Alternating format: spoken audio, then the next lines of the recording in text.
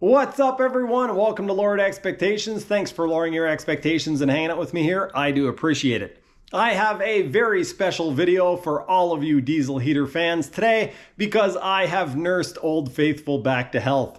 Nothing that an IV drip and a box full of parts couldn't take care of, and I think you guys are really going to enjoy this one. For those of you who haven't been following my channel, this old heater has been abused like you wouldn't believe for several months, and it has just refused to die. Eventually, I did kill a few components on it, but we've got it nursed back to health, and we are going to do some myth busting today. A lot of people in the comments section have told me or misunderstood how these diesel heaters work. English is hard.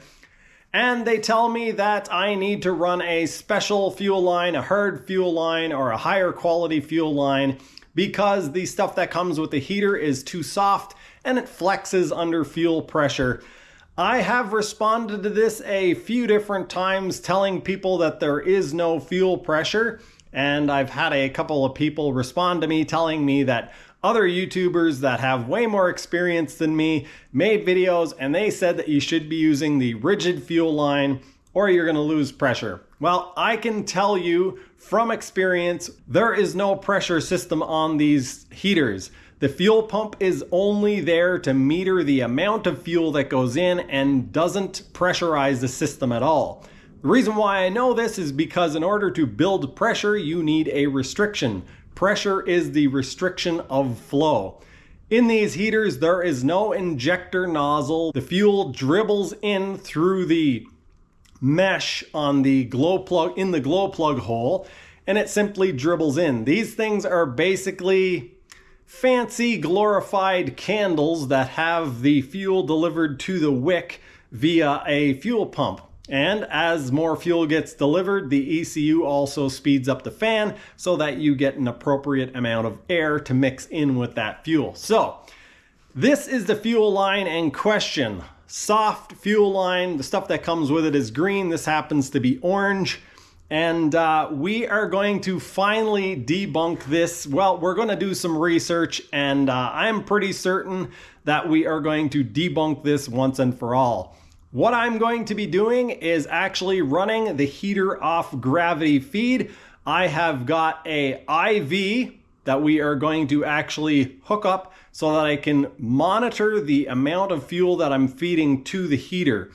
I also have a carbon monoxide meter and an air quality tester. So we are going to be able to track based on the amount of fuel, what kind of air quality we have. So we're going to check and see if I give it a little bit too much fuel, what's going to happen, or if I give it a little bit too little fuel, what's going to happen.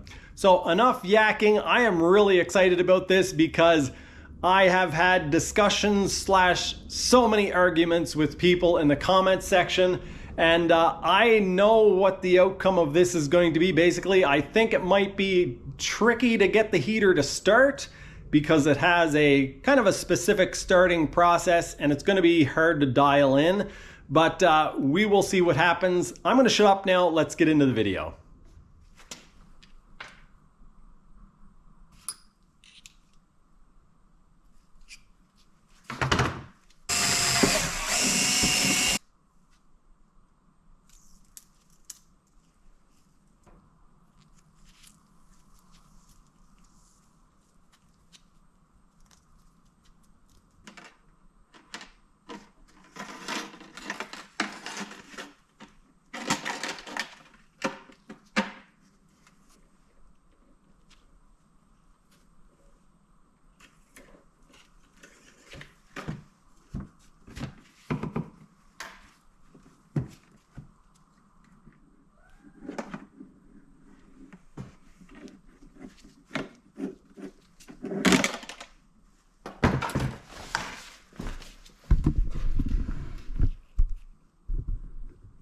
Hey, buddy. Is it time to come down? Oh, you okay, buddy? Oh my goodness. You fell. Are you okay? Are you okay, buddy? Oh my goodness. He's okay. I think he's a little embarrassed though. Hey? Just a little embarrassed. You rolled right off the thing, buddy. 1, 2, 3. It takes about 3 pulses of the pump for it to drip once. I need to move this back so that this is perfectly... Oh, here comes the smoke.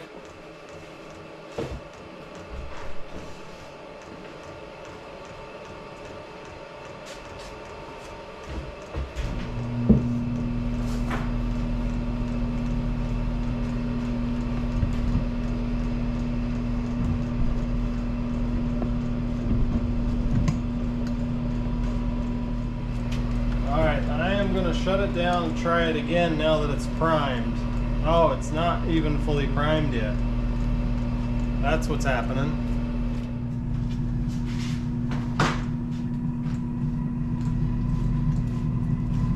There we go, we have ignition. Off camera, I did install a new burn chamber as well as a new glow plug and glow plug mesh. There was a little bit of crud inside of the heat exchanger, and I suspect that is where all this smoke is coming from. I expect that to clear up pretty quickly.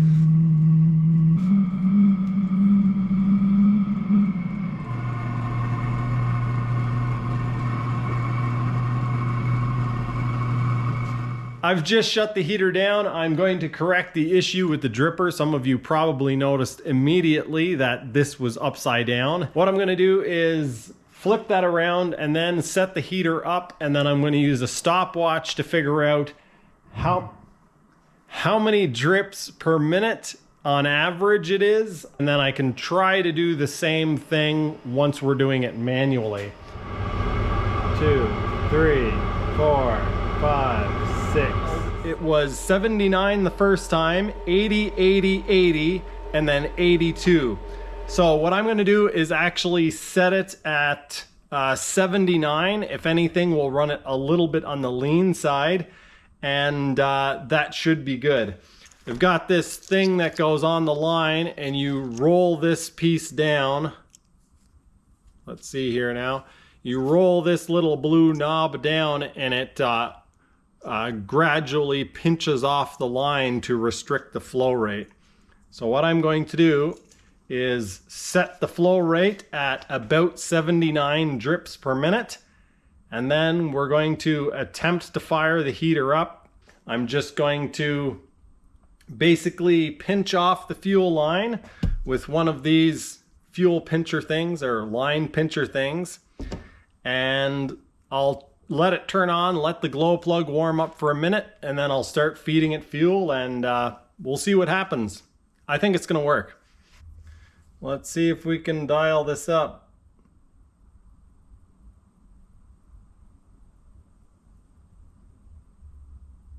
All right, that looks pretty good. That's a little bit on the slow side, but we'll give it a time and see. I am hitting the power button now. Hopefully you guys can see the dripper here and see the heater. Dripper is here.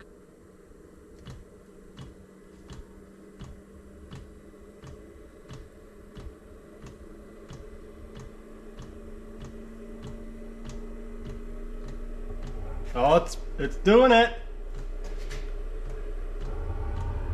Ha ha ha! There you have it, folks.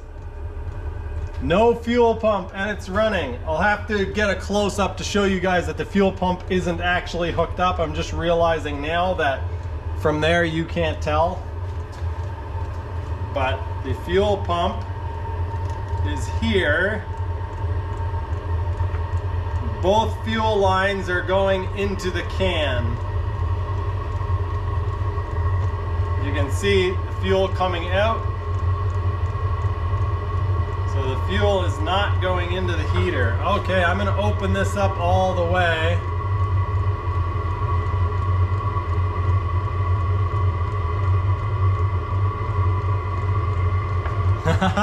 It's working!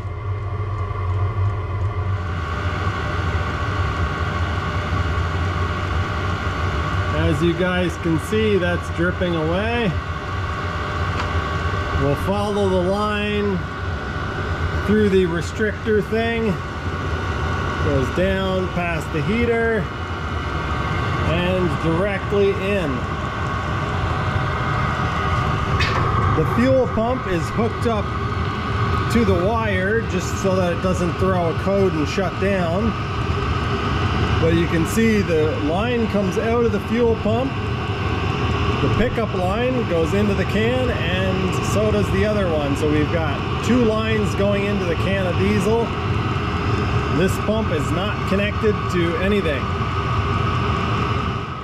To show you guys that this thing is actually working, what I'm going to do, I'm going to manually crank this fuel feed up, and we'll see what happens with the exhaust emissions, because right now it's running really clean. All right, okay. Oh, I can hear it.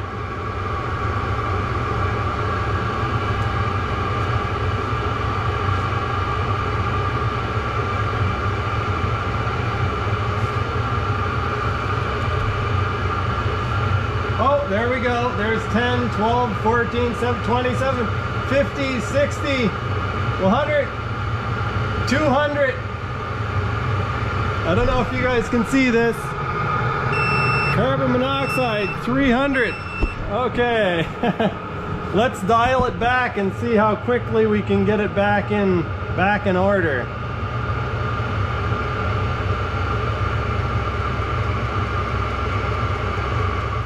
Just out of curiosity, I'm going to disconnect the fuel pump and see if the heater will continue running, because if it will, it'll stop me from having to listen to this, and it will also silence some of the skeptics. So let's unhook it and see what happens.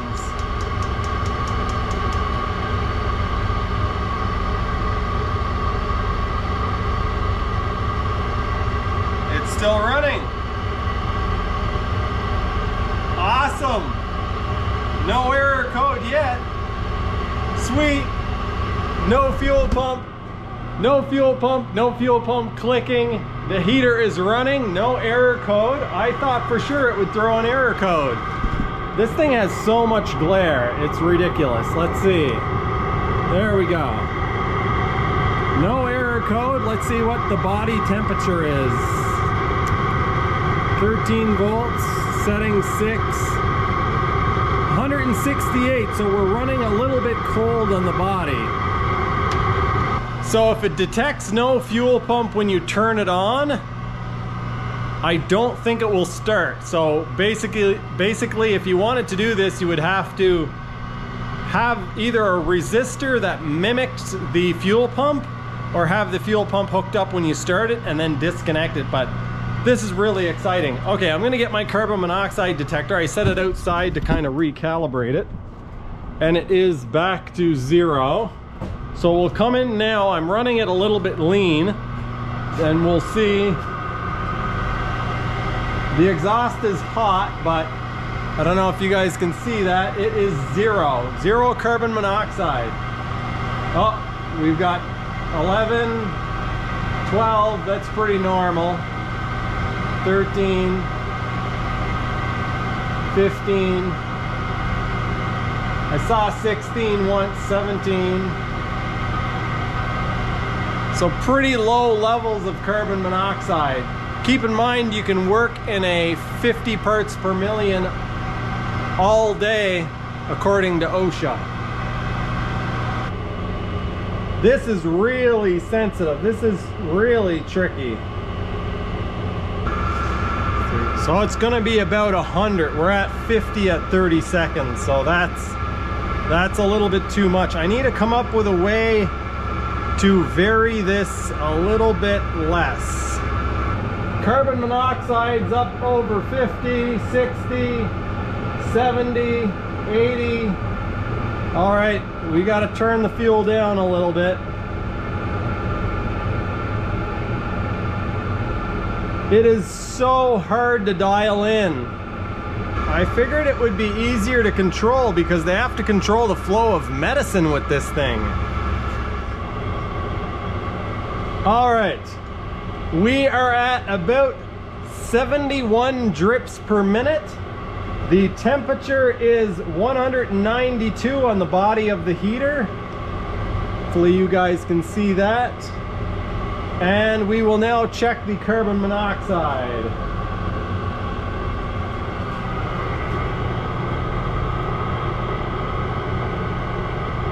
I'm getting nothing so far.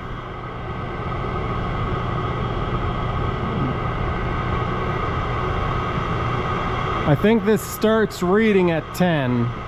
There's 11, 12. All right. I've now turned on the CM Tool air quality detector, and we are going to check to see if the TVOCs are off the scale. I have a feeling that it's actually pretty good, but this will tell us the truth.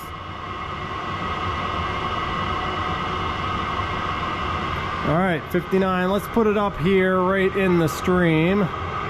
Try not to overheat it, but...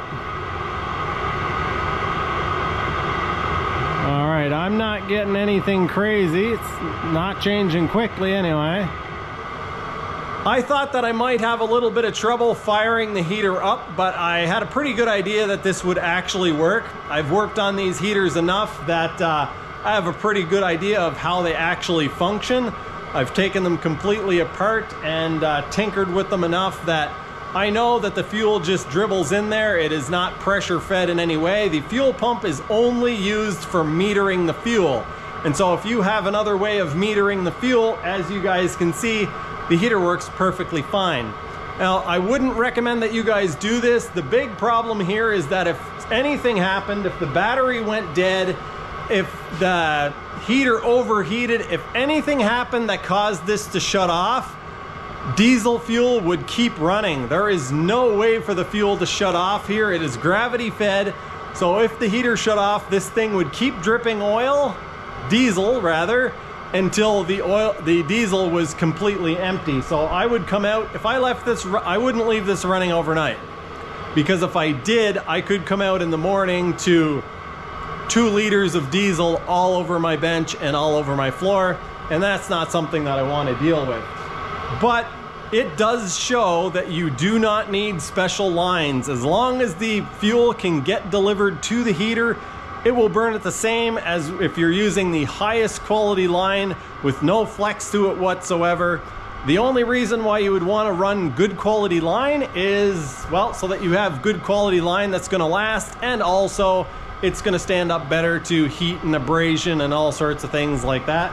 But as far as pressure goes, these systems do not run pressurized, and so it's not going to make any difference whatsoever. I'm going to run this heater for a few more hours just to, solidify the idea that this actually works. We'll come back and check on it a few times, and then we'll, summarize the video. I figure what I'll do to silence the critics, I've actually got the fuel pump here, and I'm going to carry it away. The fuel pump is now on the other side of the shop, and you guys can see the line is running in, and it goes up through the drip thing and into that container. Just so that you guys don't say that I'm doing any editing the sound in of the heater running, which it would have to have a fuel pump clicking anyway, but you can see there is air coming out of the heater, and this is the fuel pump wire, which is disconnected. This wire goes into the heater. That is obviously the wire for this. No fuel pump connected. The heater is running. There is no clicking sounds. The heater has been running for another hour. You guys can probably hear it running in the background. Temperature of my garage is 17.5 degrees Celsius. It's not real cold outside, but it's a little chilly. I've just come out to the garage now. I haven't turned on the meters or anything, so I'll turn them on. I can already tell you from the smell that it's not terribly nasty out here. Oh yes, the body temperature of the heater I just noticed is a little bit low. It's 170 Celsius. So normally it's up around 210. I think the drip might have slowed down, and I think that is because I have the lid on the container screwed on, and although it's not a perfect seal, the sides of the container are sinking in. So you can see, yeah, the container is sinking in a little bit. I'm guessing you can't see these. 0 carbon monoxide. The CO2 is unchanged, 385 parts per million. Total volatile organic compounds, 0.049 milligrams per cubic meter. And the formaldehyde, or HCHO, is basically nothing. It's bouncing back and forth between 0.010 and 0.020. Now let's go up on the ladder and we'll see what it's like up there.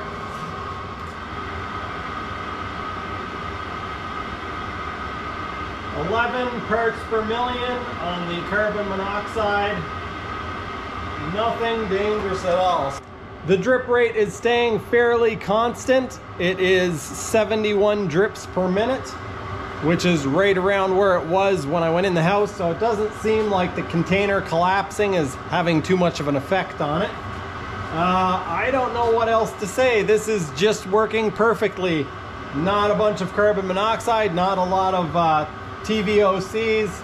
Using this and the temperature of the heater, you can kind of dial it in so that it's burning fairly efficiently.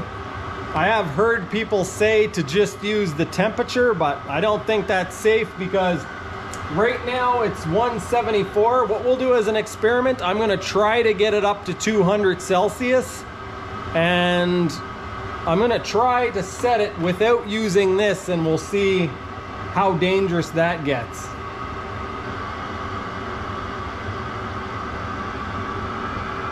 Whoa, that's way too much.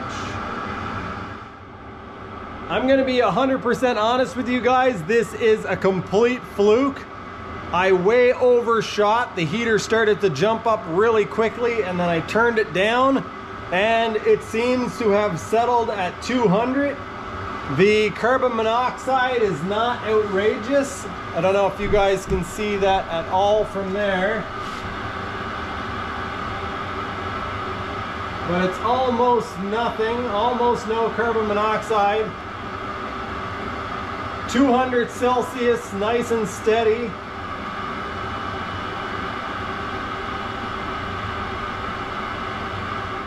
I don't recommend doing this on your own. You should have the carbon monoxide thing. If your fan is turning a little bit slower, a little bit faster, your results are going to vary drastically. So don't use these numbers to set your heater.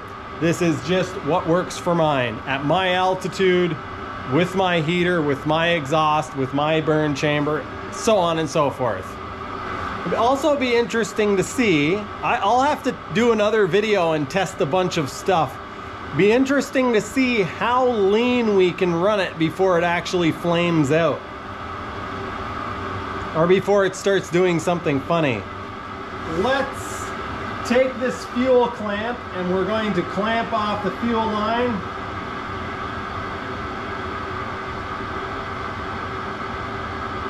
We should see it stop dripping here.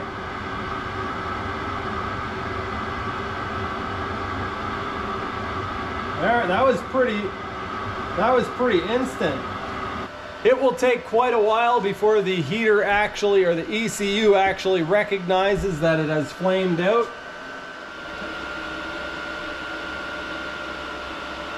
Okay. It finally realizes that it's flamed out. Glow plug is turned on. All right, that was interesting.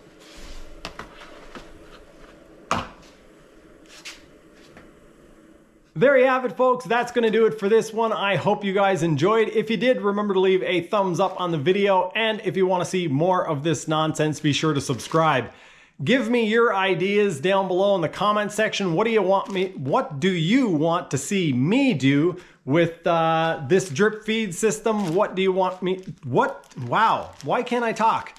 What do you want to see me do with this heater? As you can see, Fuel pump is sitting over here on my filing cabinet, many feet away from the heater, and the heater will work perfectly fine with one of these IV drip feed things. This is a really cool experiment, and it shows once and for all that you don't need any fuel pressure whatsoever. Gravity feed dripping the fuel, as long as the fuel actually gets into the combustion chamber, it will burn. It doesn't have to be pressurized. A huge thanks to everyone who supports me on Patreon. If you're interested in that, there is a link in the description below. If you're interested in my second YouTube channel, which is mostly about jet ski stuff, also a link down there to that, and a link to my Teespring. That is going to do it for this one. Thank you so much for watching. Again, let me know what you want me to do with this heater down in the comments section, and I'll see if I can make it happen. I will see you guys next time.